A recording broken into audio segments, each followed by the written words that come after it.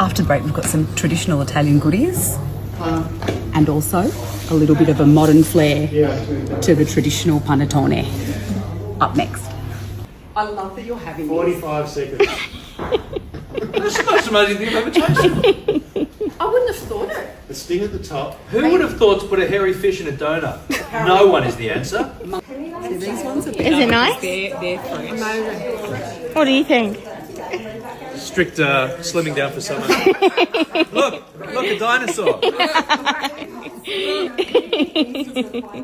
An anchovy. It's an anchonut. Oh, an anchonut.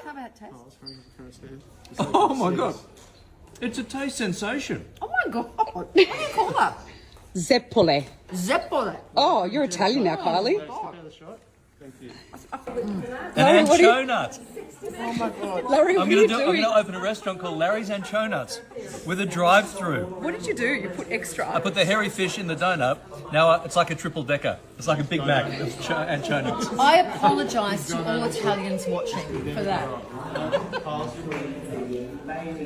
Loaded. Say Zeppole. That's what they're actually called. Zeppole. Well done. I supersized my anchonut.